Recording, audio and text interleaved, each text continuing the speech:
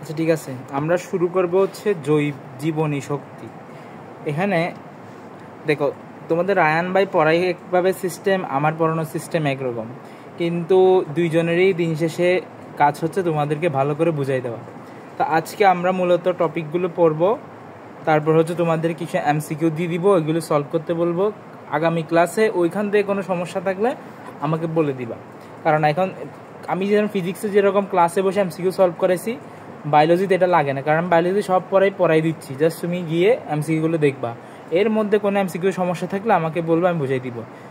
আর আমার ক্ষেত্রে রায়ান ভাই যেভাবে আমার পড়ার সিস্টেমটা অন্যরকম হইতে পারে।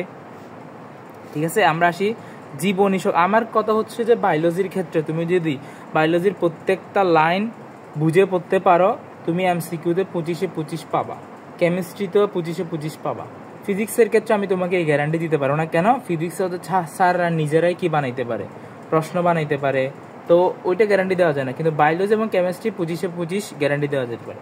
বাকিটা হলো সিকিউ ডিপেন্ড করে স্যারের উপরে। তুমি যদি 50-50 আনসার করে আসো, স্যারের মন ভালো থাকলে তোমাকে 50-50 দিবে। হার্ড লাগে, আচ্ছা হার্ড লাগবে না, আস্তে আস্তে 50-এ তোমার 50 দিতেও পারে, আবার 50-এ তোমাকে 48-49 এইসব দিতে পারে, এটা স্যারের ডিপেন্ড করে।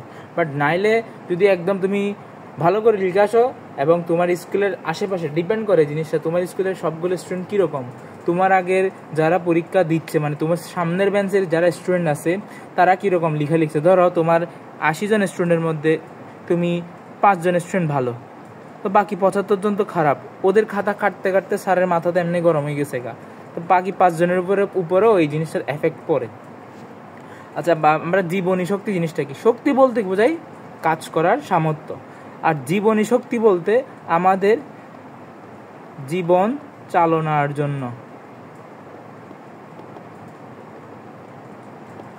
চালনার জন্য যে শক্তি প্রয়োজন সেগুলোকে বলা হয় জীবনী শক্তি।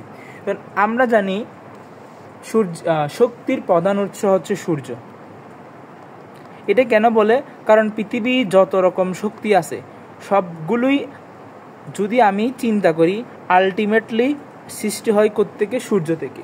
তো আমাদের এই অধ্যায়ের মূল জিনিস হচ্ছে যে সূর্য থেকে এই শক্তিটা কিভাবে আমার কোষ পাই, এই পড়া সূর্য থেকে আমার প্রত্যেকটা কোষ কীভাবে এই শক্তিটা ট্রান্সফার করি, এই জিনিসটা মূলত আমাদের এই অধ্যায়ের পড়া। তাহলে আমরা শুরু করি।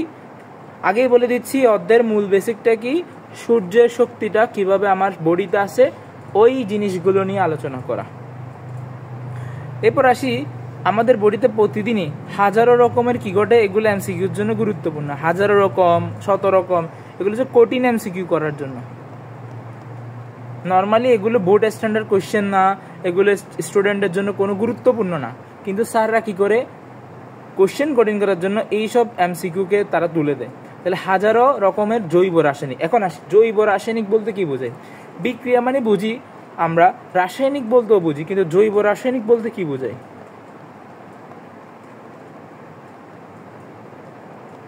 জৈব রাসায়নিক বলতে বোঝায় জীবের শরীরে সংঘটিত বিক্রিয়া।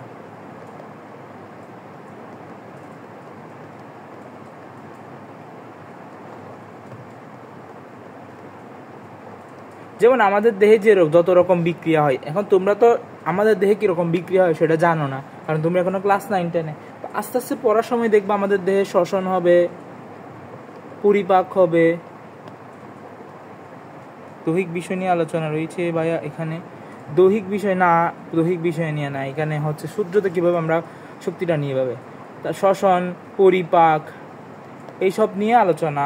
সরি, এইগুলো হচ্ছে জৈব রাসায়নিক বিক্রিয়া। তো আমরা কয়েকটা জৈব রাসায়নিক বিক্রিয়া এক্সাম্পল দিলাম, সেটা কি? শ্বসন, পরিপাক। উদ্ভিদের ক্ষেত্রে আরেকটা আছে আলোক সংশ্লেষণ। তাহলে তোমরা একটা কাজ করো, তোমরা একটু এই জিনিসটা লিখে ফেলো যে কয়েকটা জৈব রাসায়নিক বিক্রিয়ার উদাহরণ। 1 নাম্বার সালোক সংশ্লেষণ, 2 শ্বসন, 3 প্রস্বেদন,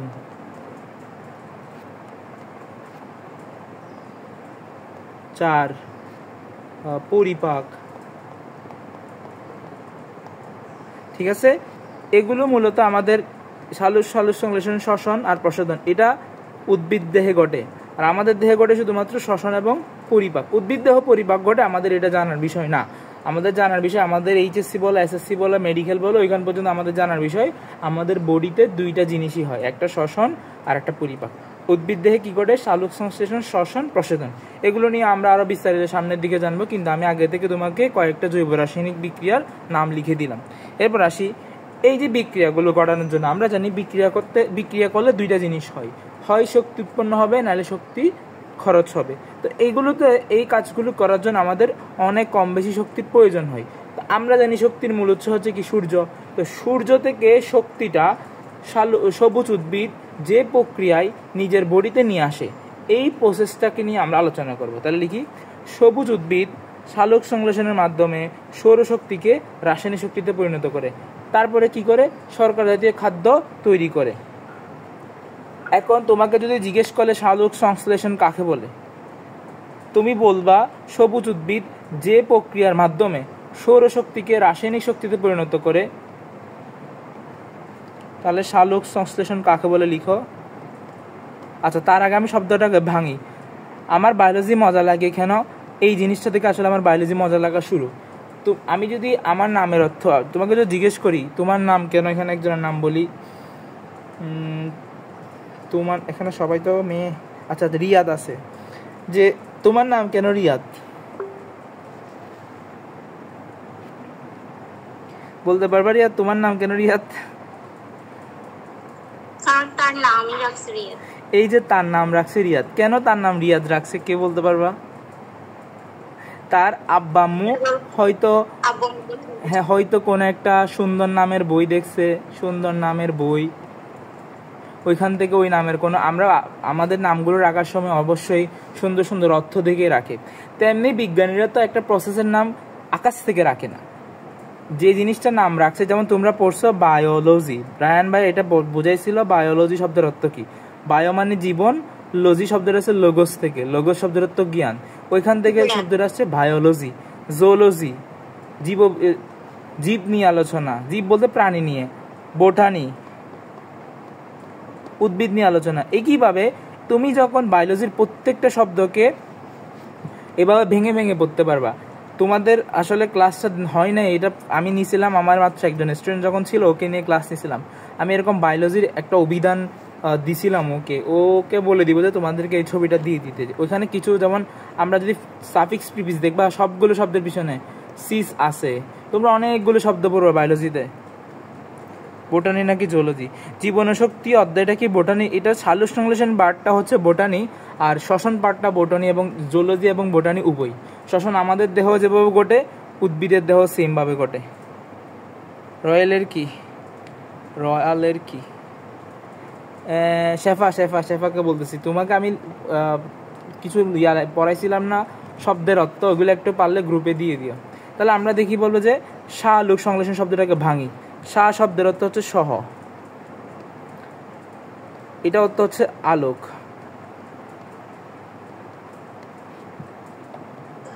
অর্থাৎ সূর্যালোকে। আর একটা হচ্ছে তৈরি করা। তাহলে সালোক সংশ্লেষণ শব্দের অর্থ হচ্ছে আলো সহ কোনো একটা জিনিস তৈরি করা। তাহলে আমরা এখন সংজ্ঞাতে যাই। সংজ্ঞাতে গেলে এই জিনিসটার অর্থ বুঝতে পারবো। এটাকে ইংলিশে বলা হয় ফটোসিনথেসিস। এখানেও তোমাদের কিছু জানার আছে। ফটো শব্দটা কোত্থেকে আসছে কে বলতে পারবা? ফটো শব্দটা আছে ফোটন থেকে।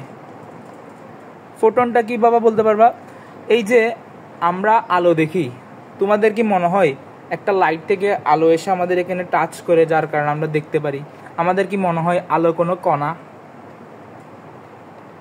তোমাদের কি মনে হয় আলো দৃশ্যমান কোনো কণা? তোমাদের মনেই হবে না আলো যে একটা কণা। কিন্তু বিজ্ঞানীরা বলে আলো হচ্ছে কণা, এরকম প্যাকেট প্যাকেট প্যাকেট করে আমাদের চোখে আসে। এগুলো খুবই মাইক্রো লেভেলের পড়াশোনা, এবং এটা তুমি ফিল করতে পারবা। তুমি যদি একটা আলোর দিকে অনেকক্ষণ এটা তাকিয়ে থাকা ভালো না, যারা হঠাৎ করে কোনো সময় তুমি সূর্যের দিকে অনেকক্ষণ তাকিয়ে থাকছো, তারপর যখন চোখ বন্ধ করবা হঠাৎ করে দেখবে এরকম তোমার চোখে ঝিমঝিম করতেছে, এরকম কিছু জিনিস। কেউ ফিল করছো কখনো এই জিনিসটা? জি ভাইয়া। এইগুলোর নামই হচ্ছে ফোটন।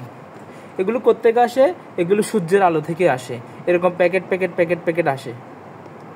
তো এইগুলোর নাম হচ্ছে ফোটন। তাহলে ফোটন মানে কি? ফোটন মানে আসলে বোঝায় আলোকে। ফোটন শব্দের হচ্ছে আলোর কণা। এরপর বাকি রইল কি? সিনথেসিস। এখন দেখো দুইটা জিনিস লিখে রাখবা, এগুলো বইয়ের সামনে, বইয়ের খালি পৃষ্ঠায় লিখে রাখবা। সিস আর একটা আছে শন। আজকেও শন শব্দের অর্থ দেখাবো। সিস অর্থ তৈরি করা, শন শব্দের অর্থ তৈরি করা, কিন্তু না শন তৈরি করা না, তৈরির প্রক্রিয়া। আর এটা হচ্ছে যুক্ত করার প্রক্রিয়া। এটা শনটা আমি আজকে কিছুক্ষণ পরে দেখাবো, শন দিয়ে একটা এক্সাম্পল। সিস্টার অনেক এক্সাম্পল দিবা তুমি, কার্বক্সিলেশন, ফসফোরাইলেশন, অক্সিডেশন, অনেক অনেক অনেক, অক্সিডেশন, রিডাকশন, এগুলো নাম শুনছো না? অক্সিডেশন, রিডাকশন, জারণ বিজারণ বলতে বোঝায় আসলে এগুলোকে। অনেক শব্দ পাবা শন দিয়ে। তুমি মনে রাখবা, যদি কখনো কোনো একটা শব্দের পেছনে শন শব্দটা পাইছো বা STION এটা পাইছো, তখন মনে রাখবে এখানে যুক্ত করার একটা কোনো প্রক্রিয়া। আর সিনথেসিস বা সিস, সিনথেসিস অথবা সিস, এটা দেখলে মনে রাখবা তৈরি করার প্রক্রিয়া। ঠিক আছে? এই দুইটা তোমাদের বইয়ের সামনে একটু কষ্ট করে লিখে রাখবা ক্লাস শেষে। এরকম অনেকগুলো শব্দ আছে যেগুলো জানলে তোমার বায়োলজিটা সহজ লাগবে। এগুলো আস্তে আস্তে পড়তে পড়তে আসবে। আর আমি তো বলছি ওকে দিয়ে দিবে। এখন আসি, এই জিনিসটার মূল বেসিকটা কিন্তু আমাদের পড়া শেষ। কি? আলোর সাহায্যে কোনো কিছু তৈরির প্রক্রিয়া। তাহলে আমরা আসলে কি তৈরি করি? আলোর সাহায্যে আমরা শর্করা তৈরি করি, শর্করা জাতীয় খাবার তৈরি করি। কে তৈরি করে? আমরা তৈরি করি না উদ্ভিদ তৈরি করে? আমরা তো পারি না। আমরা কেন পারি? আমাদের কোনো প্লাস্টিড নাই। তাহলে এখন দেখো সংজ্ঞাটা সহজ হয়েছে কিনা। সবুজ উদ্ভিদ, সবুজ হইতে হবে কেন? কারণ এটা হবে ক্লোরোফিলে। প্লাস্টিডে হবে বলতে বুঝাইলে তো হবে না, কারণ প্লাস্টিড তো ক্লোরোফিল, ক্রোমোপ্লাস্ট, লিউকোপ্লাস্ট আছে। এটা হবে শুধুমাত্র ক্লোরোফিলে, সবুজ উদ্ভিদে। তাহলে দেখো সংজ্ঞাটা এখন তোমরা পারো কিনা। সবুজ উদ্ভিদে সালোক সংশ্লেষণের মাধ্যমে সৌরশক্তিকে রাসায়নিক শক্তিতে পরিণত করে শর্করা জাতীয় খাদ্য তৈরি করে। এখন আমরা বললাম যে শর্করা জাতীয় খাদ্য তৈরি করছে। এই যে শর্করা জাতীয় খাদ্য তৈরি, আমরা এখন নতুন করে একটা জিনিস বুঝি। ধর আমি একটা ছাদ বানাইলাম, বিল্ডিংয়ের ছাদ দিলাম। এটা বানানোর সময় আমার শক্তি কি হইল? খরচ হয়েছে। তো আমরা জানি যখন রাসায়নিক বিক্রিয়ায় বন্ধন তৈরি হয় তখন শক্তি কি হয়? আমাদের বাইরে থেকে শক্তি যোগান দিতে হয়। এবং যখন ধরো ছাদটা ভেঙে গেল, তখন সব শক্তি কি হবে? মাটিতে পড়বে। মাটিতে কেউ থাকলে তাকে চাপা দিবে, আওয়াজ হবে। তা ওই শক্তিটা আমরা শব্দ শক্তির রূপে আমরা ফিল করব। তারপর হচ্ছে কম্পন শক্তির রূপে আমরা ফিল করব। তাহলে একটা ওই যে দেওয়াল তৈরির সময় আমরা যত রকম শক্তি খরচ করে দেওয়ালটা বানাইছি, ওই সব শক্তি দেওয়ালের মধ্যে সঞ্চিত আছে। যখনই দেওয়ালটা ভেঙে গেছে তখনই সব শক্তি অন্য শক্তিতে রূপান্তর হচ্ছে।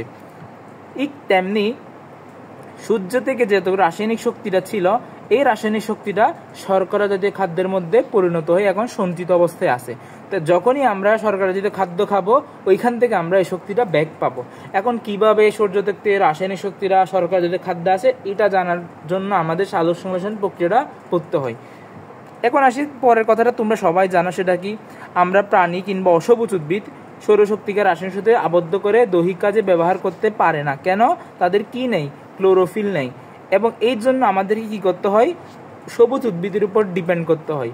তারপরে এখন আরেকটা এর জন্য তোমরা প্রশ্নটা দাগায় রাখবা, সেটা কি? বায়ো এনার্জেটিক্স বলতে কি বোঝাই? বায়ো এনার্জেটিক্স, এই যে আমরা বললাম বায়ো মানে জীবন, এনার্জি মানে শক্তি। এই যে জীবনের শক্তি নিয়ে যেখানে আলোচনা করা হয়, বিজ্ঞানের ওই শাখাকে বলা হয় বায়ো এনার্জেটিক্স। এইটা হচ্ছে পুরো অধ্যায়ের একটা সামারি। এখন 2 মিনিটে তো আমি পুরো অধ্যায় বুঝতে পারবে না। তাহলে আমাদের কাজ কি? এখন অধ্যায়টার ভিতরে ঢুকে তারপর পড়াশোনা শুরু করা। আচ্ছা, এখন তোমরা অনেকেই অধ্যায়টা পড়ছো, দেখি এখন আমাকে বলো হোয়াট ইজ এটিপি। তুমি এটিপি কি বলবা, তবে অ্যাডিনোসিন ট্রাইফসফেট কথাটা ছাড়া অন্য কোনো কথা বললে আমাকে বলতে পারো। এটা আমিও জানি, এটিপি মানে অ্যাডিনোসিন ট্রাইফসফেট, আমিও জানি। তারপর এটাকে জৈব মুদ্রা বলে, এটা আমিও জানি। এটাকে জৈব কয়েন বলে, এটা আমিও জানি। রিচার্জেবল ব্যাটারি বলে, এটা আমিও জানি। এর বাইরে গিয়ে কি জানো? তাহলে জানি না। জানো না, আচ্ছা। এখন আসি আমরা আমাদের বডি, হিউম্যান বডির উপরে কাটাছেড়া করব। ধরো এটা একটা মানুষ, পিওর। এই একজন অর্ধেক লিখছে, অর্ধেক লিখলে তো হবে না। এই মানুষের আমি একটা কোষ নিলাম। এই কোষের মধ্যে কোষীয় অঙ্গাণু আছে, নিউক্লিয়াস আছে। আমরা নিউক্লিয়াসের ভিতরে ঢুকলাম। নিউক্লিয়াসের ভিতরে ঢুকলে এরকম কি পাবো? ক্রোমাটিন পাবো। এটাকে যদি আমি জুম করি তাহলে আমি পাবো এইরকম একটা জিনিস।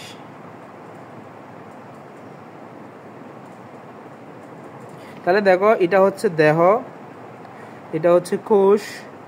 কোষের মধ্যে নিউক্লিয়াসকে যদি আমরা জুম করি তাহলে পাবো ক্রোমাটিন। ক্রোমাটিনকে যদি আমরা আরো জুম করি তখন আমরা পাবো ডিএনএ। এখন ডিএনএর এই প্রত্যেকটা জিনিসকে যদি আমি জুম করি তাহলে আমরা তিনটা জিনিস পাবো। এটা একটা ইট, এটা আর একটা ইট, এটা আর একটা ইট। সেম ভাবে এটা একটা ইট, এটা একটা ইট, ইট ইট, অনেকগুলি ইট একসাথে মিলে ডিএনএর একটা স্ট্যান্ড তৈরি করলে। ডিএনএ ডাবল স্ট্যান্ড, একটা দুইটা। তো একটা স্ট্যান্ড আবার কীভাবে তৈরি হয়? অনেকগুলো ইট মিলে, ইট ইট ইট, এভাবে ইট মিলে মিলে তৈরি হয়। এখন ইট তো আর আমাদের দেহে থাকে না, আমি জাস্ট তোমাদের বোঝানোর জন্য ইট বললাম। তাহলে এগুলোর নাম কি? এগুলোর নাম জানার আগে আমি পড়ি এগুলো কি দিয়ে গঠন হয়। এখানে থাকে একটা গ্লুকোজ, তারপর থাকে একটা নাইট্রোজেন বেস, আর একটা থাকে ফসফেট। ঠিক আছে, এখন আসি গ্লুকোজ কি জিনিস। আবার গ্লুকোজ হচ্ছে যে আমরা যে গ্লুকোজ খাই, এই গ্লুকোজের মধ্যে একটা কেমিক্যাল স্ট্রাকচার, এগুলো নিয়ে তোমরা তো বিস্তারিত জানতে পারবে না। তোমরা মনে রাখো গ্লুকোজ একটা কেমিক্যাল স্ট্রাকচার, একটা কার্বোহাইড্রেট। এখন আমাদের দেহে যে গ্লুকোজটা থাকে সেটা হচ্ছে 5 কার্বন বিশিষ্ট। এটাকে যদি আমরা আঁকি, এটার কেমিক্যাল স্ট্রাকচার তোমাদের দরকার নাই, তাও আমি এঁকে দেখাচ্ছি এগুলো দেখতে কিরকম। ভাইয়া 6 কার্বন বিশিষ্ট গ্লুকোজ তাহলে কোথায় থাকে? আমাদের দেহে ওই 6 কার্বন বিশিষ্ট গ্লুকোজটা হচ্ছে আমরা খাওয়ার মাধ্যমে যেটা নিই সেটা 6 কার্বন বিশিষ্ট, বাট আমাদের ডিএনএ তৈরি করার জন্য যে গ্লুকোজ ওইটা 5 কার্বন বিশিষ্ট। এটাকে বলা হয় রাইবোস। আর তোমরা যে 6 কার্বন বিশিষ্ট বলো এটার নাম হেক্সোস। ব্রাজিল কি জেতার জন্য অনেক বছর ধরে চেষ্টা করে যাচ্ছে, হেক্সা। এই হেক্সা থেকে হচ্ছে হেক্সোস। হেক্সা শব্দের অর্থ 6। তোমরা পড়ে ফেলছো এই জিনিসটা। প্যান্টা শব্দের অর্থ 5, হেপ্টা শব্দের অর্থ 7, অক্টা শব্দের অর্থ 8। এগুলো পরে তোমাদের মুবাশির ভাইয়া পড়াবে যখন ওই অধ্যায়টা পড়াবে। আপাতত মনে রাখবা 5 কার্বন বিশিষ্ট গ্লুকোজকে বলা হয় রাইবোস। এটা দেখতে কিরকম? দিক এরকম, এখানে একটা কার্বন, এখানে একটা কার্বন, এখানে একটা কার্বন, এখানে একটা কার্বন।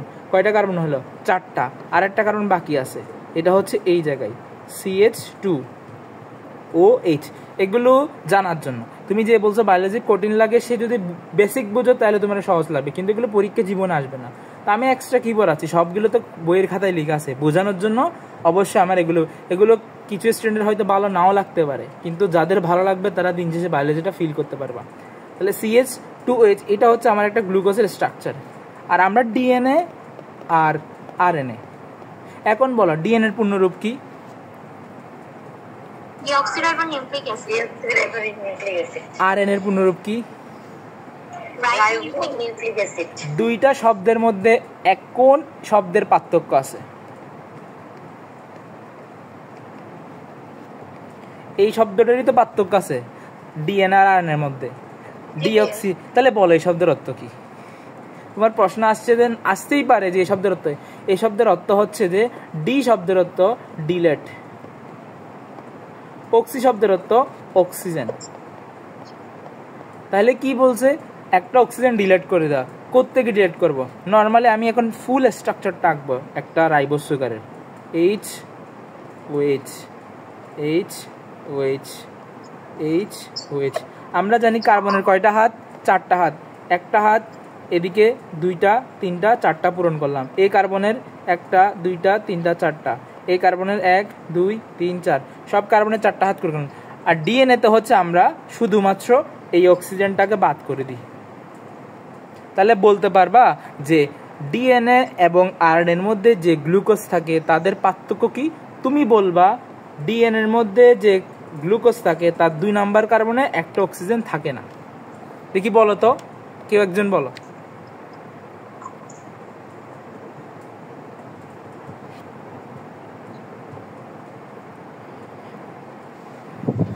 কেউ একজন বলতে বলছে, কেউ বলতেছে না। আচ্ছা আবার বলি, ডিএনএ এবং আরএনএর মধ্যে পার্থক্য কি? ডিএনএ এবং আরএনএর মধ্যে পার্থক্য শুধুমাত্র এক জায়গায়, আরেকটা জায়গায় আছে এটা পরে। গ্লুকোজের মধ্যে 5 কার্বন বিশিষ্ট গ্লুকোজের মধ্যে ডিএনএর যে গ্লুকোজটা থাকে তার 2 নাম্বার কার্বনে, এই যে 2 নাম্বার কার্বনে এখানে একটা অক্সিজেন থাকে না। বোঝা গেল? তাহলে আমরা ডিঅক্সি আর রাইবোনিউক্লিক অ্যাসিডের মধ্যে পার্থক্য বুঝলাম এবং আমরা শিখে ফেললাম যে কেউ এখানে সমস্যা আছে যে বুঝো নাই। এগুলো তোমাদের এই যে এত বড় স্ট্রাকচার লাগবে না, কিন্তু তুমি যখন কেন জানতে পারবা তোমার ভালো লাগবে। আশা করি যদি বলেছে না ভাই আমরা আপনি শুধু আমাদের পরীক্ষায় বা জাস্ট পড়ার জন্য পড়াই দেন, তাহলে আছে আমি জাস্ট পড়াই দিয়ে চলে যেতে পারবো, কিন্তু বোঝানোর জন্য বললে আমি এগুলো সব বুঝাই দিব। এটা কেন ক্লাস নিচ্ছে? কারণ এই চ্যাপ্টারটা ভালো লাগে এই জন্য।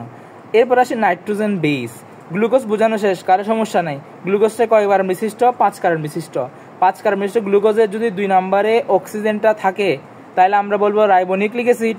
যদি 5 কার্বন বিশিষ্ট গ্লুকোজে অক্সিজেনটা থাকবে না তখন থাকবে হলো ডিঅক্সি রাইবোনিউক্লিক অ্যাসিড। বাকি সব সেম। নাইট্রোজেন বেস বলতে কি বোঝায়? বেস শব্দের অর্থ হচ্ছে ক্ষার। বেস শব্দের অর্থ কি? ক্ষার। নাইট্রোজেন বেস বলতে বোঝায় এই সমস্ত ক্ষারে নাইট্রোজেন থাকে। এখন নাইট্রোজেন ক্ষারটা 2 প্রকার হয়। পিউরিন, এটা তোমরা পারার কথা। Purine, pyrimidine. পিউরিন আর পাইরিমিডিন জিনিসটা কি? জিনিসটা কিছুই না। পিউরিনটা হচ্ছে 2 রিং বিশিষ্ট আর পাইরিমিডিনটা হচ্ছে শুধুমাত্র 1 রিং। কিভাবে মনে রাখবা ভাইয়া? নাম যার ছোট গঠন তার বড়, নাম যার বড় গঠন তার ছোট। এটার এক্সাম্পল কি কি আছে? পিউরিনের অ্যাডিনিন, গুয়ানিন। পাইরিমিডিন হচ্ছে সাইটোসিন, থায়ামিন, ইউরাসিল। তাহলে এ দিয়ে অ্যাডিনিন, জি দিয়ে গুয়ানিন, সি দিয়ে সাইটোসিন, টি দিয়ে থায়ামিন, ইউ দিয়ে ইউরাসিল। এগুলো তোমরা কই পড়বা? এগুলো তোমরা হচ্ছে তোমাদের কয় নাম্বার চ্যাপ্টার? তোমরা মনে করো না যেগুলো তোমাদের বইয়ে নাই, এই চ্যাপ্টারে তোমরা এগুলো পড়বা। কয় নাম্বার? এবং এদের তোমাদের শর্ট সিলেবাসে আছে 12 নাম্বার অধ্যায়, এগুলো তোমরা পড়বা। আমি আগে থেকেই পড়াই দিচ্ছি আর কি।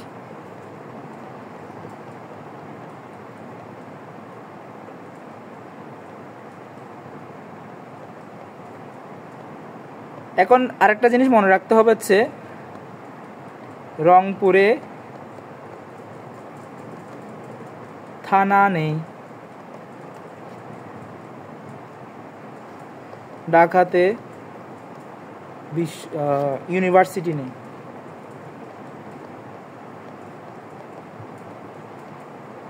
এই ছন্দটা মনে রাখবা। সেটা দিয়ে কি বোঝায়?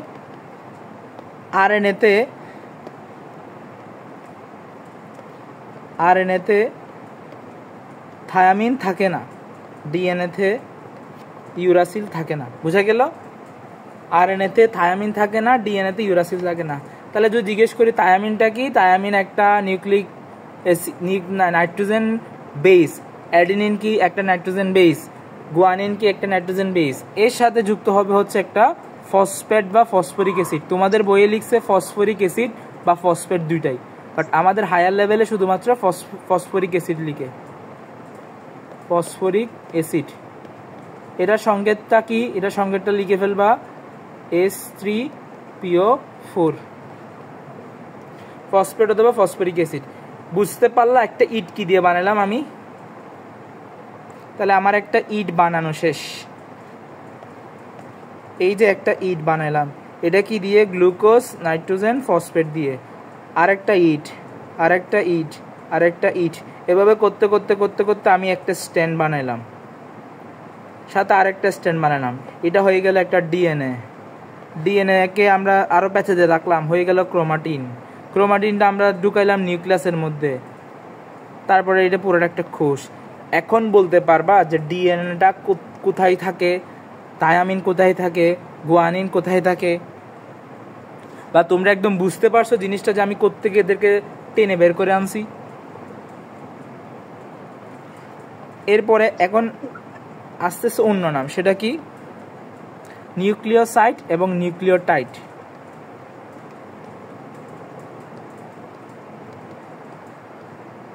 নিউক্লিওসাইট আর একটা হচ্ছে নিউক্লিওটাইড। দুটার মধ্যে পার্থক্য কি? যখন গ্লুকোজের সাথে শুধুমাত্র নাইট্রোজেন বেস যুক্ত হবে তখন তার নাম দিব নিউক্লিওসাইড, আর গ্লুকোজের সাথে নাইট্রোজেন বেস সাথে ফসফেট তখন একসাথে নাম দিব নিউক্লিওটাইড। তোমাদের জন্য জানার কথা একটি, সেটা হচ্ছে আপাতত জানার কথা একটি, সেটা যেটা আমাদের বই আছে, এই যে অ্যাডিনিন। নর্মালি নাইট্রোজেন বেসের নাম অ্যাডিনিন, যখন তার সাথে গ্লুকোজ যুক্ত হলো তখন তার নাম দিব অ্যাডিনোসিন। এখন বলো, যারা যারা অ্যাটিপির পূর্ণরূপ আমাকে এতদিন বলছো অ্যাডিনিন, অ্যাডিনোসিন মনোফসফেট, অ্যাডিনোসিন জিনিসটা বুঝছো কিনা?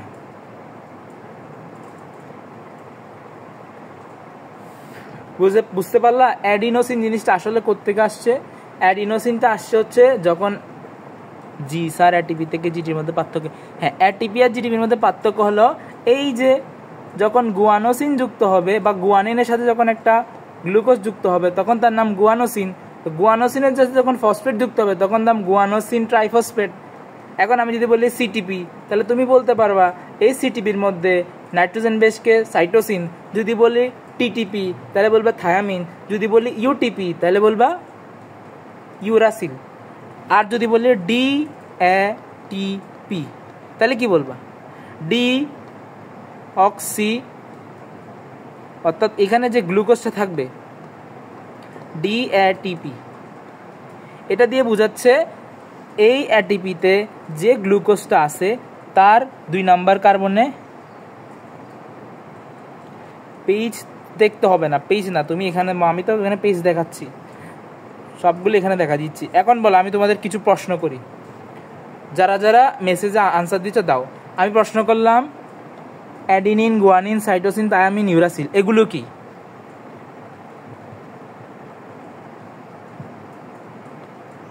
Nitrogen base.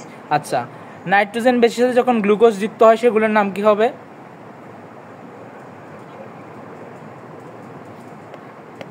রাইবোজ হবে। নিউক্লিওসাইড। রাইবোজ তো গ্লুকোজের নাম।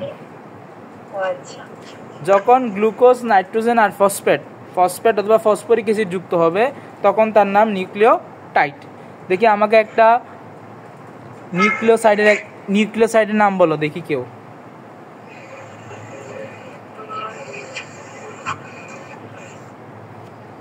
অ্যাডিনোসিন। নিউক্লিওসাইডের নাম হচ্ছে কি? অ্যাডিনোসিন। আচ্ছা একটু ওয়েট করো।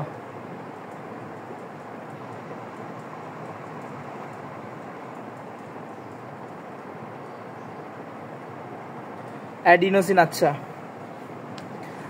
আর যদি বলি আরেকটা এক্সাম্পল তোমরা বানাই দাও তো এখন দেখি।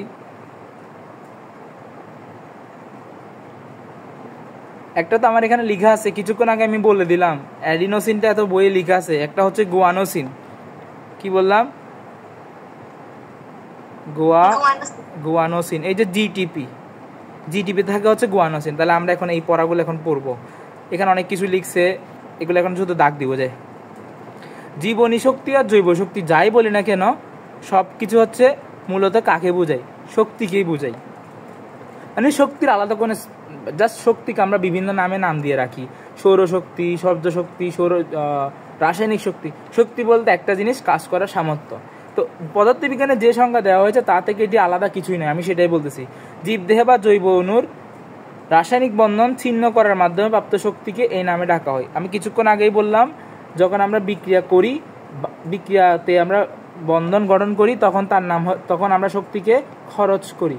যখন এটা ভেঙে ফেলি তখন আমরা শক্তি পাই। তো যখন আমরা গ্লুকোজ বানাই তখন হচ্ছে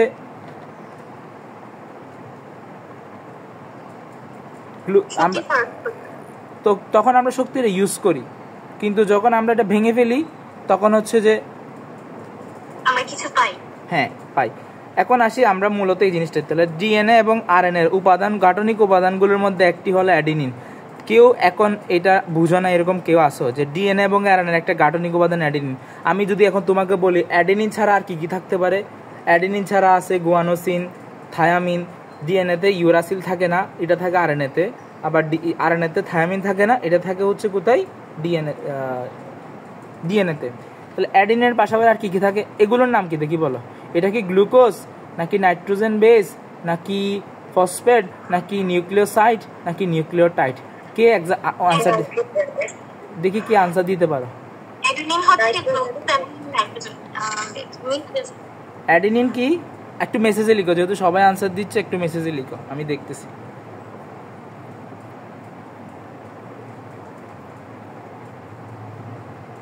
এটা কি glucose, nitrogen base, phosphate, side না টাইট?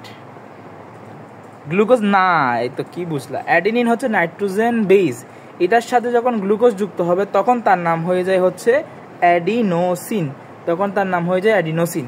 এখানে তো লিখাই আছে রে, তোমরা দেখেই তো বলতে পারতা। এটা একটা নাইট্রোজেন বেস, এটার সাথে যখন 5 কার্বন বিশিষ্ট একটি রাইবোজ সুগার অণু যুক্ত হয় তখন তাকে বলা হয় অ্যাডিনোসিন। আচ্ছা, তাহলে আমরা অ্যাডিনোসিন তৈরি করলাম, এটার সাথে যখন একটা ফসফেট যুক্ত করব তখন তার নাম হবে AMP, অ্যাডিনোসিন মনো শব্দের অর্থ হচ্ছে এক, মনো শব্দের অর্থ এক, অ্যাডিনোসিন মনোফসফেট।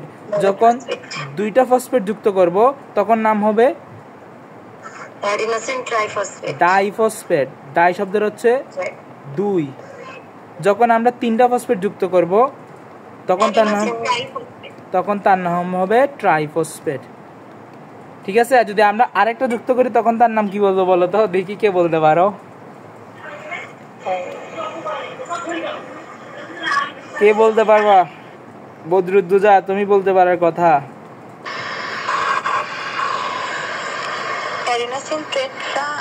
টেট্রাফসফেট, টেট্রাফসফেট। ওকে, তোমার সাউন্ড অফ করো।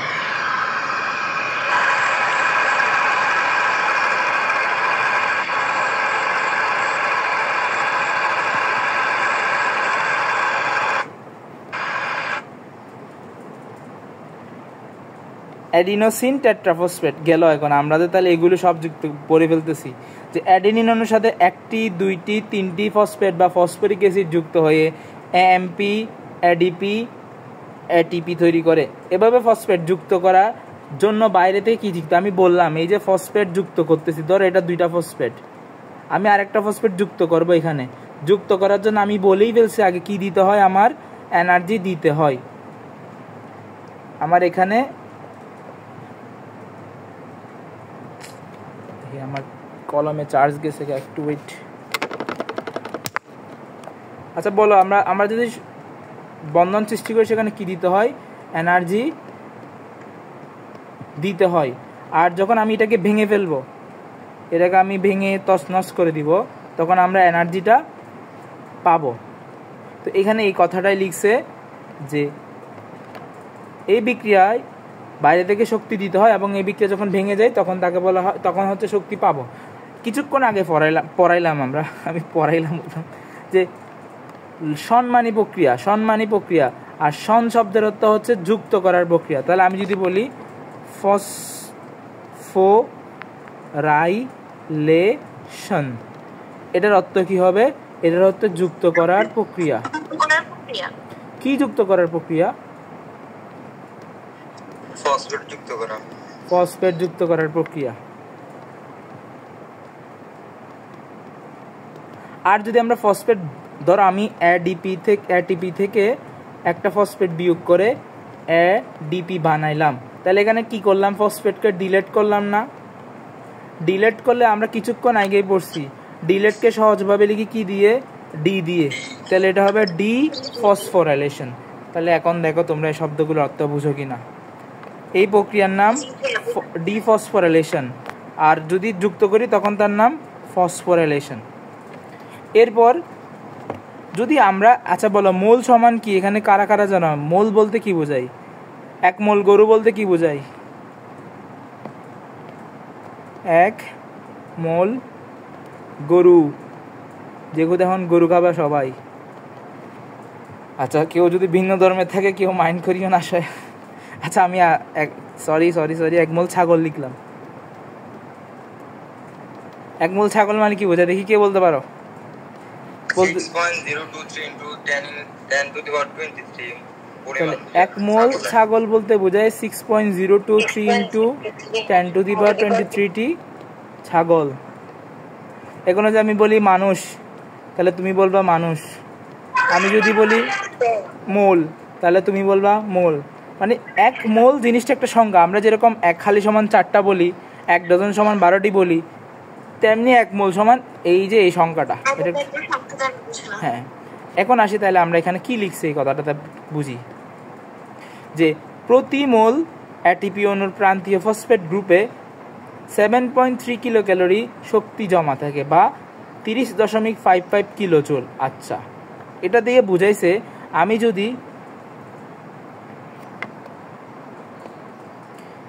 যদি এক মোল এটিপি লাস্টের যে ফসফেটটা আছে সেটাকে ভাঙি, তাহলে আমি কতটুকু এনার্জি পাবো? আমি পাবো কত জানি লিখছে 7.3 kilo calorie. 7.3 kilo calorie.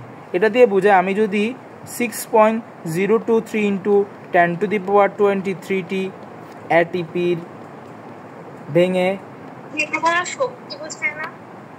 Calorie দ্বারা শক্তি বোঝায়। হ্যাঁ, তাহলে আমি তোমাদের প্রশ্ন দিলাম বাড়ির কাজ, একটি এটিপি ভাঙলে কত শক্তি পাবো? ম্যাথ করে দিয়েছি, তোমরা জাস্ট আনসারটা আমাকে বলবা। একটি এটিপি ভাঙলে কত শক্তি পাবো, এটা তোমাদের বাড়ির কাজ। এবং যদি আমি পরীক্ষা নিই, এখানে প্রশ্নটা আবার এরকম কিছু প্রশ্ন দিব, কত শক্তি পাবো। আর কালকে পরীক্ষা দিয়ে বুঝছো আমার প্রশ্নগুলো কীরকম হয়। এখন আরেকটা কথা আছে, 1 ক্যালোরি শব্দের অর্থ হচ্ছে 4.2 জুল।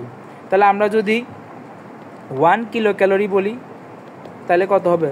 4.2 kilo joule. কিলো শব্দের অর্থ 1000। তাহলে আমরা যদি বলি 7.3 কিলো ক্যালোরি, 7.3 কিলো ক্যালোরি, তাহলে আমরা 4.2কে 7.3 দ্বারা গুণ করে যেটা পাবো সেটা আনসার। এটা কত পাইছি? এখানে আনসারটা দিছে কত?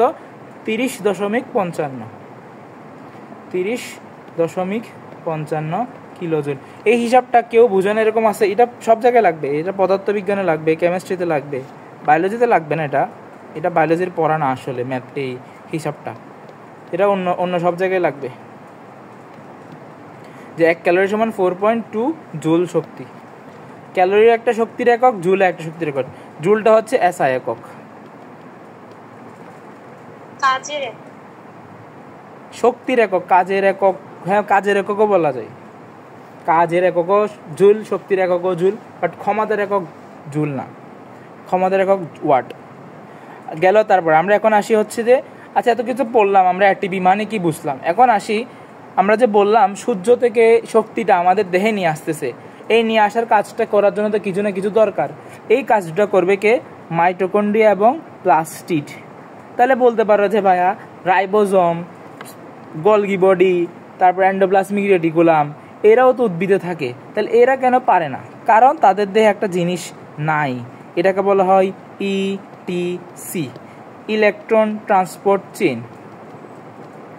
Electron transport chain. ঠিক আছে, এখন বলবে যে ভাই তাহলে এই জিনিসটা কি? প্রথমে তার আগে আমাদের বুঝতে হবে আমাদের যে বিক্রিয়াগুলো হয়, আমাদের রাসায়নিক বিক্রিয়াগুলো হয়, সেখানে মূলত হয় কি? ইলেকট্রনের আদান প্রদান। তো এখানে আমাদের সেমভাবে ইলেকট্রনের আদান প্রদান হইতে হবে। তো ইলেকট্রনের আদান প্রদান করার জন্য এই ইলেকট্রনটা তো পারাপার করতে হবে, ইলেকট্রনের পারাপার দরকার। পারাপারটা করার কোত্থেকে পারাপার করে? আমরা পানি থেকে ভেঙে ইলেকট্রনটা বের করি। আচ্ছা, পানিতে কোত্থেকে নিই? আমরা বলি না যে সবুজ উদ্ভিদ মূলের সাহায্যে পানি শোষণ করে। এই পানিটাকে যখন আমরা ভাঙবো, এখান থেকে আমরা অক্সিজেন পাবো, হাফ অণু অক্সিজেন পাবো, আর হচ্ছে 2টা হাইড্রোজেন প্লাস পাবো। এই 2টা হাইড্রোজেন প্লাস থেকে 2টা ইলেকট্রন পাবো। কেউ এখানে না বুঝলে আমাকে বলে, এগুলো বেসিক পড়া। তোমরা যে বলো যে আলোক সংশ্লেষণ প্রক্রিয়া অক্সিজেন তৈরি হয়, এখন অক্সিজেনটা কোত্থেকে তৈরি হয়? এই অক্সিজেনটা তৈরি হয় পানির অণু ভাঙলে। পানির অণু ভাঙলে আমরা কি পাবো? হাফ অক্সিজেন, মানে আমার একটা অক্সিজেন ছিল, তাহলে কাটাকাটি করলে 1 অক্সিজেন, 2টা হাইড্রোজেন প্লাস। আমরা জানি হাইড্রোজেনে কয়টা ইলেকট্রন থাকে? একটা ইলেকট্রন থাকে। 2টা হাইড্রোজেন প্লাস বলতে কি বুঝালাম? 2টা হাইড্রোজেনই তার ইলেকট্রন 2টা দান করে দিছে, এই 2টা ইলেকট্রন দান করে দিছে। তাহলে পানির থেকে যে 2টা ইলেকট্রন আমরা পাইলাম, এই 2টা ইলেকট্রনকে আমাকে পারাপার করতে হবে। তার মাইটোকন্ড্রিয়া এবং প্লাস্টিডের মধ্যে এগুলোকে আমাকে পারাপার করতে হবে। এই পারাপার করার জন্য যে সিস্টেমটা দায়ী, সেটার নামই হচ্ছে ইটিসি। এর চেয়ে বেশি আর কিছু বুঝতে পারবা না আপাতত। তোমরা এই এসএসসি লেভেলে যতটুকু বোঝানোর দরকার বুঝাইলাম। তাহলে বুঝলা যে ইটিসি জিনিসটা কি? একটা ইলেকট্রনকে এখন, হ্যাঁ বলো। মানে এখানে ইলেকট্রন ট্রান্সপোর্ট থাকে কি ইলেকট্রন স্থানান্তর করা বোঝানো হচ্ছে? হ্যাঁ, স্থানান্তর। কোত্থেকে স্থানান্তর? পানির অণু থেকে যে ভেঙে আমি ইলেকট্রন পাইলাম, ওইটাকে স্থানান্তর করে নিয়ে আমরা কিছু কমপ্লেক্স আছে, এটিপি সিনথেস।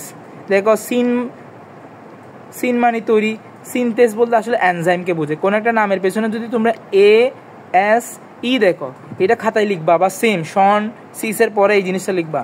কোন একটা শব্দের পেছনে যদি ASE দেখো, তাহলে বুঝতে পারবে এটা একটা এনজাইম। এটা একটা কি? এনজাইম। এবং এটা শর্করা জাতীয় এনজাইম, শর্করা জাতীয় এনজাইম। আরও অনেক শব্দ আছে যাদের পেছনে ইন দেখবা, এগুলো 90% ক্ষেত্রে প্রোটিন হবে। এটা যেদিন আসবে সেদিন বুঝাবো। অ্যাস শব্দটা আসছে সেজন্য বললাম। ATP synthase. স্যার রুবিস্কে এনজাইম কি? তুমি এখানে, আমি বুঝলাম না, তুমি কি এসএসসি নাকি এইচএসসির? হ্যাঁ, এটা তো এসএসসির ক্লাস, কেউ কি এইচএসসির বলে ঢুকছো? তুমি রুবিস্কে এনজাইম জিজ্ঞেস করতেছো যে? রুবিস্কে এনজাইম পড়াবো, সমস্যা নেই, রুবিস্কে এনজাইম বুঝাই দিব তোমাকে। আগে C3 C4 যাই। তাহলে এস শব্দের অর্থ হচ্ছে একটা এনজাইম যেটা হচ্ছে শর্করা জাতীয়। এখানে একটা কারাগার, মানে আমরা যেরকম কলকারখানা বলি না, এরকম আমাদের বডিতে কলকারখানার মতো জিনিস আছে, এগুলো হচ্ছে এটিপি সিনথেস। তো ওইখানে ইলেকট্রনগুলো পানি থেকে নিয়ে যেতে হয়। এইটা করার জন্য হচ্ছে আমাদের ইটিসিটা দায়ী। তোমরা এতটুকু মনে রাখো যে পানি থেকে ইলেকট্রনটা শক্তি তৈরির কারখানা যেখানে, সেখানে নিয়ে যাওয়ার জন্য আমার একটা চেইন দরকার, এটাকে বলে ইলেকট্রন ট্রান্সপোর্ট চেইন। আচ্ছা, এখন আসি হচ্ছে যে মাইটোকন্ড্রিয়ার ক্ষেত্রে সেই শক্তির উৎস কি, বা প্লাস্টিডের ক্ষেত্রে সেই শক্তির উৎস কি। মাইটোকন্ড্রিয়ার ক্ষেত্রে সেই শক্তির উৎস কি? আচ্ছা, এগুলো আমি দাগাই দিই তোমাদের যেহেতু লাগবে। ইলেকট্রন ট্রান্সপোর্ট সিস্টেম নামক এক সেট বিশেষ জৈব অণু আছে যাদের কাজ হলো বাহ্যিক শক্তি উৎস থেকে আহরিত শক্তিকে এটিপি ফসফেট গ্রুপের শক্তি হিসেবে জমা করা। মানে এই যে ইলেকট্রন থেকে প্রাপ্ত শক্তিটা আমরা এটিপি তৈরির সময় ইউজ করব। মাইটোকন্ড্রিয়ার ক্ষেত্রে সেই শক্তির উৎস কি? মাইটোকন্ড্রিয়ার শক্তির উৎস হচ্ছে যে পুষ্টি। এই যে আমরা খাবার খাচ্ছি, গ্লুকোজ, এই গ্লুকোজ অণুটা, এবং কোনো অন্তর্বর্তীকালীন অণু। আচ্ছা, অন্তর্বর্তীকালীন অণু NADPH, এই জিনিসটা তোমাদের একটু বুঝাই। এগুলো সারা জীবন পড়ে যাবা, এইচএসসি পরীক্ষা দিয়ে দিবা, তাও বুঝবা না। আমরা এতক্ষণ বললাম না অ্যাডিনোসিন, এটা একটা কি? এটা একটা নিউক্লিয়, দেখি বলতে পারো কি না কেউ, এটা কি নিউক্লিওসাইড নাকি নিউক্লিওটাইড? এটা হচ্ছে গ্লুকোজ প্লাস নাইট্রোজেন বেস। তাহলে এটার নাম কি নিউক্লিওটাইড হবে নাকি নিউক্লিওসাইড হবে? নিউক্লিওসাইড। তেমনি NADP প্লাস এই নামে একটা জিনিস আছে, এটার পূর্ণরূপ হচ্ছে নিকোটিনামাইড অ্যাডিনোসিন ফসফেট। এর পরে পড়বে নিকোটিনামাইড অ্যাডিনোসিন ডাইফসফেট। তোমরা আপাতত এটুকু মনে রাখবে NADP প্লাস।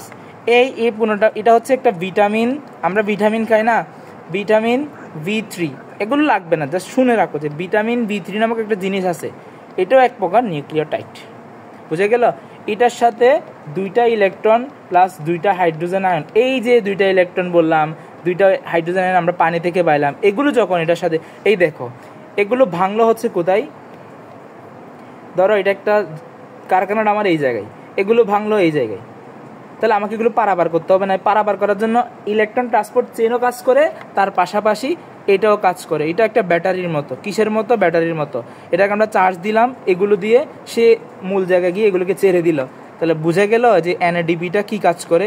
এনএডিপিটা একটা নিউক্লিওটাইড। এটার কাজ হচ্ছে যে এই যে পানি ভাঙলে 2টা ইলেকট্রন পাইলাম, আরও 2টা হাইড্রোজেন আয়ন পাইলাম, এই 2টাকে সে রিসিভ করবে। রিসিভ করার পর তখন তার নাম আমরা দিই NADPH2, অথবা অনেক বই লিখে এভাবে NADPH প্লাস হাইড্রোজেন প্লাস।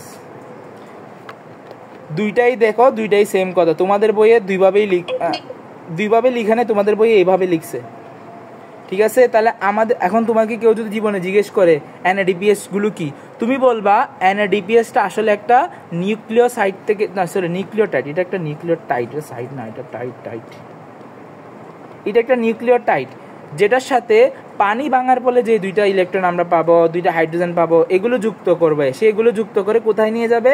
যেখানে শক্তি বানায় ওই জায়গায় নিয়ে যাবে। এটা তাহলে কিসের মতো কাজ করতে পারে? সম্পূর্ণভাবে ইটিসির মতোই কাজ করতে পারে। তাহলে আমরা পাইলাম NADH2। এটা শক্তি কোথায় কিভাবে সৃষ্টি হলো আমরা বুঝিয়ে দিতে পারছি তোমাদেরকে। আর প্লাস্টিকের ক্ষেত্রে সেটা হচ্ছে কি সৌরশক্তি, সূর্যালোক বা অন্য কোনো উপযুক্ত উৎস থেকে আগত ফোটন। তাহলে আমরা বলতে পারবো মাইটোকন্ড্রিয়ার ক্ষেত্রে সেই শক্তির উৎস কি? সেই শক্তির উৎস গ্লুকোজ বা গ্লুকোজ থেকে পাওয়া কোনো রকম NADPH2। তো আমরা যখন শ্বসন করব তখন গ্লুকোজ থেকে কিভাবে NADPH2 সৃষ্টি হয় ওই জিনিসটাও দেখবো। আপাতত মনে রাখো। তারপর আসি এখন এটিপি। তাহলে আমাদের কি বলি? এটিপিকে বলা হয় একটা রিচার্জেবল ব্যাটারি, জৈব মুদ্রা বা শক্তি মুদ্রা। কেন রিচার্জেবল ব্যাটারি বলি? ধরো আমার এটা ফোন, আমি ফোনে চার্জ দিলাম, চার্জগুলো আবার খরচ করলাম। ঠিক আছে? তাহলে এটা হচ্ছে এডিপি। এটার সাথে আমি একটা জৈব ফসফেটকে লিখা হয় এভাবে, জৈব ফসফেটকে লিখা এইভাবে। এটা যখন যুক্ত করে দিলাম, এই যুক্ত করার জন্য সে যে শক্তিগুলো পায় এগুলো করতে আসতেছে সূর্য থেকে আসতেছে। তাহলে এডিবির সাথে ফসফেট যুক্ত করার জন্য যে শক্তি দরকার এটা করতে আসছে সূর্য থেকে আসতেছে। তৈরি হলো কি? এটিপি। এটা আমার এখন চার্জ দেওয়া ব্যাটারি। পরবর্তীতে কারেন্ট চলে গেল ঘরের মধ্যে, আমি এটাকে ইউজ করে এডিপি প্লাস ফসফেটকে ভেঙে দিলাম। ভাঙলে এখান থেকে আমরা এনার্জি পাবো, এবং আমরা এই এনার্জিগুলো ধরো ঘরে কারেন্ট চলে গেছে, এখন অনেকের বাসায় কারেন্ট নেই, তোমরা এটা আলো হিসেবে ইউজ করতে। একইভাবে যখন কারেন্ট ছিল তখন আমরা চার্জার দিয়ে চার্জ দিয়ে এটিপি তৈরি করলাম। যখন কারেন্ট চলে গেলো এটিপিটাকে ইউজ করলে আমরা এনার্জিটা ইউজ করলাম। এইটা একটা কিসের মতো কাজ করে? Rechargeable battery. আর একটা হচ্ছে এটাকে জৈব মুদ্রা বা শক্তি মুদ্রা দেয়। জৈব মুদ্রা বলতে বুঝাইছে এটা দিলে তুমি কাজ করতে পারবা, এটা দিলে তুমি খাইতে পারবা, এটা দিলে তুমি ঘুমাইতে পারবা। সোজা কথা, এই জিনিসটা থাকলে তুমি কি করতে পারতেছো? শক্তি খরচ করতে পারতেছো। তো আমরা মুদ্রা জিনিসটা কি? মুদ্রা জিনিস আসলে কি? যে জিনিস দ্বারা পৃথিবীর সব কিছু হয় বর্তমানে। শুধুমাত্র কি বলে নিজের আত্মা বা রুহটা পাওয়া ছাড়া পৃথিবীর সব কিছু পাওয়া যায় এখন মুদ্রা দিয়ে। তো এটা একটা জিনিস যেখানে মুদ্রা থাকলে তোমার শরীরে সব কিছু কাজ করতে পারবে। এই জন্য এটাকে বলা হয় জৈব মুদ্রা বা শক্তি মুদ্রা, ইংরেজিতে বায়োলজিক্যাল কয়েন বা এনার্জি কয়েন। কেউ এতটুক পর্যন্ত আসো যে বুঝো নাই বা জটিল লাগছে কার কাছে? যার জটিল লাগে নাই সে আসলে কিছুই বোঝে নাই, কারণ এগুলো জটিল। আমি জটিলভাবেই পড়াচ্ছি যাতে তুমি আজকে জটিলভাবে পড়ো, 2 দিন পরে যেন তোমার বায়োলজিটা অন্যের থেকে তুমি আরো ভালো জানো। আজকে একটু তোমার এই রেকর্ড ক্লাসটা আবার করে নিবা, তাহলে আর একটু ভালো বুঝবা। আচ্ছা ভাইয়া। একটু ডিফিকাল্ট লাগছে তোমাদের, যদি নর্মাল বই পড়াইতাম ডিফিকাল্ট লাগতো না, কিন্তু তুমি যে আজকে এগুলো বুঝলা, তুমি সেই 12 নম্বর অধ্যায়ে যাবা, খুলে দেখবা এগুলো আবার আছে, তা আজকেই পড়ে ফেলো। আচ্ছা, আমরা বেশি কিছু পড়াবো না আজকে, এতটুকু পর্যন্ত পড়াবো, যে শেষ আমাদের পড়া, আমরা এগুলো পড়েই ফেলছি। সালোক সংশ্লেষণ কাকে বলে? তোমাদের তো আবার 9:30 ক্লাস আছে। দেখো, সালোক সংশ্লেষণ কাকে বলে এটার ব্যাখ্যা আমি দিয়ে দিছি। সালোক সংশ্লেষণ বললে আলো সহকারে কোনো কিছু তৈরি করা। কি তৈরি করছিলাম আমরা? শর্করা জাতীয়, হ্যাঁ এটা তো বলবো, এটা নর্মালি আমি শব্দটা ব্যাখ্যা করতেছি। ফটোসিনথেসিস, ফোটনের সাহায্যে কোনো কিছু তৈরি। তাহলে মূল কাকে বলে জিনিসটা দেখো, এখানে সবুজ উদ্ভিদের এখান থেকে না, সূর্যালোকের উপস্থিতিতে কার্বন ডাইঅক্সাইড এবং পানি থেকে কার্বোহাইড্রেট এবং শর্করা জাতীয় খাদ্য তৈরি করে। সবুজ উদ্ভিদে কার্বোহাইড্রেট তৈরির খাদ্য তৈরি হওয়ার এই প্রক্রিয়াকে বলে সালোক সংশ্লেষণ বা ফটোসিনথেসিস। এই প্রক্রিয়ায় আলোক শক্তি কিসে পরিণত হবে? রাসায়নিক শক্তিতে রূপান্তরিত হবে। আমরা এটাই বারবার বলতেছি। খাদ্য নিজে বেঁচে থাকার জন্য বিপাকীয় প্রক্রিয়া সম্পাদন করতে এবং অবশিষ্ট খাদ্য ফল, মূল, কাণ্ড, পাতায় সঞ্চিত রাখে। এটা এমসিকিউর পড়া, এটা একটা এমসিকিউর পড়া, এটা একটা এমসিকিউ। বিপাকীয় জিনিসটা কি? বিপাকীয় মানে বিপাকীয় শব্দের অর্থ যে আমরা গ্লুকোজ খাইলাম, আমরা শক্তি খাইলাম, আমরা এনার্জি, আমরা যে খাবার খাইলাম এখান থেকে এনার্জি তৈরি করার নামই হচ্ছে পরিপাক। আচ্ছা আমি আরো শর্টকাট করে বুঝাই। আমি যে ভাত খাইলাম এটা হচ্ছে একটা জটিল কার্বোহাইড্রেট, এটা থেকে যে শর্করা তৈরি করলাম এটার নাম পরিপাক, এটার নাম পরিপাক। আর শর্করা থেকে যখন আমি এটিপি তৈরি করব এটার নাম হচ্ছে বিপাক বা শ্বসন। তাহলে শ্বসন তো আমরা পড়বো, শ্বসন তো আমরা এই চ্যাপ্টারে পড়বো। পরিপাক হয়তো তোমাদের শর্ট সিলেবাসে নাই, তাই পড়া আসলে তোমাদের হবে না, কারণ ক্লাস 9-10 আছে তারা পড়বো আর কি। বাট এটা ইন্টারে গেলে আবার পড়তে হবে, ঘুরে ফিরে ইন্টারে গেলে আবার সেই পরিপাক পড়তে হবে, আবার সেই সালোকসংশ্লেষণ পড়তে হবে, আবার সেই শ্বসন পড়তে হবে, তখন আরও জটিল, আরও কিছু জটিল জিনিস আসবে আর কি। আপাতত এটুকু বুঝছো কিনা বলো যে সে কি কাজ ইউজ করে এবং কোথায় সঞ্চয় করে। তাহলে এখন আমরা প্রত্যেকটা জিনিসকে দেখবো। এটার নাম হচ্ছে একটা জৈব রাসায়নিক বিক্রিয়া। আমি আগেই বলে দিছি জৈব রাসায়নিক বিক্রিয়া 4টার এক্সাম্পল দিচ্ছিলাম, এর মধ্যে একটা আমরা পাইলাম কার্বন ডাইঅক্সাইড, পানি উৎপন্ন হলো গ্লুকোজ, পানি, অক্সিজেন।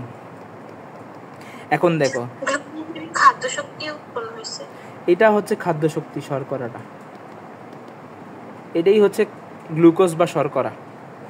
এই যে কার্বন ডাইঅক্সাইড, এখানে 6টা কার্বন না, এই 6টা কার্বন পরিণত হয়েছে 6 কার্বন বিশিষ্ট গ্লুকোজে।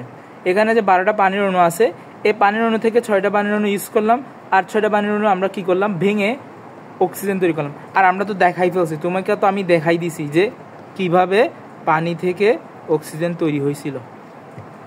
এগুলো কিন্তু বইয়ে নাই যে পানিতে কীভাবে অক্সিজেন তৈরি হয়েছে। আমি তোমাদের একটা কথা বলি, মানে এটা আসলে একটু বেশি ট্যালেন্টেড কি বলে এটা। আমি এখানে একটা কথা আছে, এটা একটা জারণ বিজারণ প্রক্রিয়া। আমি যখন কেমিস্ট্রিতে জারণ বিজারণ পড়ছিলাম, তোমাদের আছে কিনা জানি না, তখন যখন দেখছি এটাকে জারণ, এই যে জারণ বিজারণ দেখছিলাম, আমি তখন নিজে নিজে বসে বসে এই বিক্রিয়াটা পুরোটা আমি জারণ বিজারণ বের করছিলাম। তো এত কষ্ট করে আমি অনেক কষ্ট করে স্যারকেও বলছি, স্যার বের করে দেয় নাই, অনেক কষ্ট করে নিজে নিজে বের করছি। বের করার পর এখন এটা বিতা দিতে পারবো না, পরীক্ষায় আমার সালোক সংশ্লেষণের গুরুত্ব আসছে, আমি টেনে মনে আমি জারণ বিজারণটা লিখে দিয়ে চলে আসছি 1 পৃষ্ঠা। মানে পরীক্ষা যদি আনসার মানে এত কষ্ট করে আমি বানাইলাম জিনিসটা, যদি দেখাইতে না পারি স্যারকে। আচ্ছা আমরা তাহলে এই বিক্রিয়াটা তোমরা মুখস্থ করে নিবা যে কয় অনু এগুলো যদি তুমি পুরো জিনিসটা বুঝতে জারণ বিজারণ পুরা করতে, তাহলে বলতে পারতো এখানে কেন 6, এখানে কেন 12। তো এগুলো তোমার লেভেলের পড়াশোনা না। তা আপাতত হচ্ছে এইখানে 6টা 12টা 6টা এবার উৎপন্ন, এটা মুখস্থ করবে। এখন আসি, তোমরা বারবার বলতেছো ক্লোরোফিল, তাহলে সালোক সংশ্লেষণটা কোথায় হবে? যেখানে ক্লোরোফিল থাকবে। এখন ক্লোরোফিল থাকে কোথায়? উদ্ভিদের সবুজ অংশে। তো উদ্ভিদের যত রকম সবুজ অংশ আছে সেখানে কি হবে? সালোক সংশ্লেষণ বিক্রিয়াটা হবে। যেমন ধরো কচি কাণ্ড কিন্তু সবুজ, কচি ঢাল এগুলো কিন্তু সবুজ। তাহলে কচি কাণ্ড, কচি ঢাল যদি আমি পরীক্ষার অপশানে দিই, আনসার কিন্তু দিতে হবে। কিন্তু সব জায়গায় তার প্রধান না, প্রধান হচ্ছে একমাত্র একটা স্থান, সেটা হচ্ছে পাতার মেসোফিল টিস্যু। টিস্যু নিয়ে তোমাদের হয়তো তোমরা এখন টিস্যু সম্পর্কে জানো না। যখন একাধিক কোষ গুচ্ছ মিলিত হয়ে একটি মাত্র কাজ করে তখন তাকে বলা হয় টিস্যু।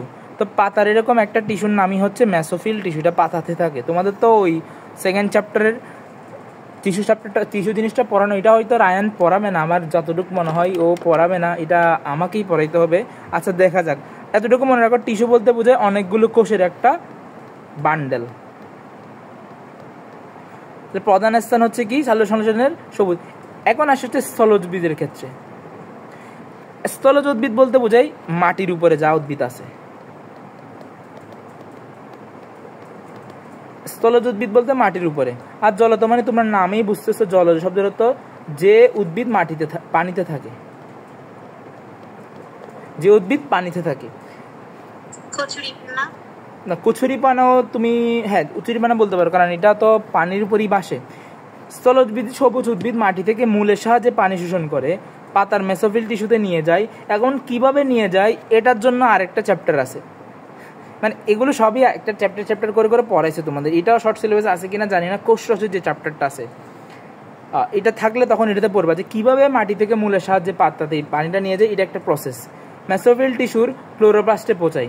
এখন আসি হচ্ছে যে আমাদের যদি পাতাকে জুম করে দেখি তখন পাতাতে আমরা কিছু এরকম পত্ররন্ধ্র দেখব। এগুলোকে বাংলায় বলে পত্ররন্ধ্র, বাট ইংরেজি শব্দটা কিন্তু মাথায় রাখতে হবে, এটাকে বলে স্টোমা। যারা মাইটোকন্ড্রিয়া পড়ছো তাদেরকে জিজ্ঞেস করলাম স্ট্রোমা শব্দের অর্থ কি। একটা স্টোমা একটা স্ট্রোমা। পানি সরবরাহ করে জাইলেম টিস্যু নাকি ফিল্ম? যতে জাইলেন যতে জল, পানি সরবরাহ করে জাইলেম, ফতে ফুট ফতে ফ্লোয়েম, খাদ্য সরবরাহ করে ফ্লোয়েম। স্ট্রোমা শব্দের হচ্ছে মাতৃকা। হোয়াট ইজ মাতৃকা? ধর আমি একটা বাটিতে এখানে পায়েস রাখলাম, এই পায়েসগুলো হচ্ছে মাতৃকা, আর এরপর যে কিসমিস এগুলো হচ্ছে ক্লোরোফিল বা ক্লোরোপ্লাস্ট। এগুলো হচ্ছে তোমরা ক্লোরোপ্লাস্টিড বা ইয়াতে পড়ছিল, এখন হয়তো জিনিসটা তোমাদের এখানে মাতৃকা লিখছে। এই তো বিছানা, আমি বললাম না কিসমিসের বিছানা। এই এটা একটা বাটি, এখানে আমি পায়েস রাখলাম, পায়েসের উপরে কিসমিস রাখলাম, তো কিসমিসের বিছানা হচ্ছে পায়েসটা না? বোঝা গেল? তাহলে স্টোমা হচ্ছে যে পত্ররন্ধ্র, বা স্ট্রোমাটা বা স্টোমা জিনিস হচ্ছে মাতৃকা বোঝাতে। Stoma stoma. আচ্ছা, তাহলে এই পত্ররন্ধ্রগুলোর মধ্যে দিয়ে আমরা কি পাঠাই? ও কার্বন ডাইঅক্সাইড ভিতরে ঢোকে উদ্ভিদের এবং অক্সিজেনটা বাইর হয়। এটাই বুঝাইছে এখানে যে আমরা যে বললাম এখানে কার্বন ডাইঅক্সাইড প্রয়োজন, তাহলে কার্বন ডাইঅক্সাইডটা কীভাবে ঢুকাবো আমরা? পত্ররন্ধ্রের মাধ্যমে। পানি কীভাবে আনবো আমরা? মূলের সাহায্যে। কিউ তৈরি হবে গ্লুকোজ, পানি এবং অক্সিজেন। অক্সিজেনটা কি দিয়ে বের হবে? আবার পত্ররন্ধ্র দিয়ে বের হবে। জলজ উদ্ভিদের ক্ষেত্রে কি হবে? ওরা পানিতে যে দ্রবীভূত কার্বন ডাইঅক্সাইড থাকে সেগুলো গ্রহণ করে। এখন প্রশ্ন লিখছে এখানে, পানিতে বায়ুতে থাকে 0.03%, পানিতে থাকে 0.3%, কোনটাতে বেশি থাকে?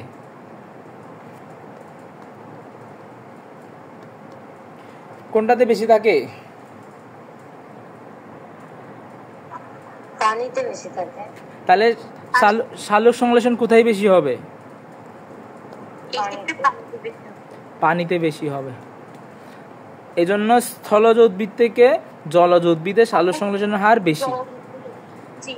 আমাদের মূল লক্ষ্য কি ছিল বলো? সালোক সংশ্লেষণের মূল লক্ষ্য ছিল হচ্ছে শর্করা তৈরি। মূল লক্ষ্য ছিলই শর্করা তৈরি, কিন্তু আমাদের সাথে আরো কি উৎপন্ন হলো? কার্বন ডাইঅক্সাইড না, সাথে আরো অক্সিজেন এবং পানি উৎপন্ন হইল। এগুলোর নাম বলা হয় উপজাত বা বাই প্রোডাক্ট। এগুলো আমাদের মূল লক্ষ্য ছিল না, এগুলো হচ্ছে মূল জিনিসের বাইরে গিয়ে উৎপন্ন হয়েছে, এগুলোকে বলা হয় উপজাত দ্রব্য। এরপর এটি একটি জারণ বিজারণ, এবং কার জারণ করে কার বিজারণ ঘটে, এটা অক্সিডেশন আমরা কিছু আগেই বলে ফেলছি, কিন্তু মনে রাখবা কিভাবে? কবি পাজা বা কবি জাপা, কবি পাজা, যেটা দিয়ে মনে রাখতে পারে, একটা মনে রাখলে হয়েছে, কবি মনে রাখলে হয়েছে, কবি জাপা। কি এটা দিয়ে কি বুঝাইছি আমি? কার্বন ডাইঅক্সাইডের জারণ, পানির বিজারণ, এটা একটা এমসিকিউর পড়া। কার্বন ডাইঅক্সাইডের জারণ, পানির বিজারণ, এটা এমসিকিউতে আসে, তোমরা টেস্ট পেপার করলেই দেখবা। কবি পাজা বা জাপা, তুমি একটা মনে রাখলে হয়েছে কার্বন ডাইঅক্সাইডের জারণ, পানির বিজারণ। ঠিক আছে, আমাদের ক্লাস আজকে এতটুকু পর্যন্ত। নেক্সট ক্লাসে হচ্ছে যে প্রক্রিয়াটা শুরু করে এতটুকু পর্যন্ত পড়াবো, তারপর ভূমিকাটা আসলে এত বেশি কিছু না। তোমরা এখন কয়টা বাজে? 8:30, আর 1 ঘন্টা পর তো রায়নবের ক্লাস। খাওয়া দাওয়া করে নাও, চার্জ দিয়ে নাও, ওর সাথে দেখা হবে তোমাদের। হ্যাঁ, আবার হবে, তোমাদের লিঙ্ক দিয়ে দিব। কোন চ্যাপ্টারের উপর হবে এটা আমি আসলে বলতে পারবো না, ওটা ও রায়ান যদি আজকে নতুন চ্যাপ্টার শুরু করে কোষ বিভাজন শুরু করতে পারে, নাহলে আগের চ্যাপ্টারটা, ওইখানে হয়তো আজকে ওইটা শেষ হয় না, ওটা ও নিবে না আমার মনে হয়, কারণ ওইটা উদ্ভিদের পার্ট। তো আসলে উদ্ভিদের পার্টটা আমি কোচিংয়ে নিজে পড়াই, এই জন্য বোটানি পার্টটা আমিই পড়াই সবসময়। এখন দেখা যাক, যদি ও নেয় তাহলে ও নিবে, নাহলে আমি নিব। আর কোষ বিভাজন ও শুরু করতে পারে, আর তো আচ্ছা সমস্যা না, ও শুরু করলে তো দেখতে পারবা কোনটা শুরু করতেছে। তো ভাইকে আল্লাহ হাফেজ, সবাই খাওয়া দাওয়া করে না বেশি। বুঝি নাই। না, সালাম দিলাম। আসসালামু আলাইকুম। আচ্ছা, ওয়ালাইকুম আসসালাম। বেশি তো নাই। টাটা, আল্লাহ হাফেজ।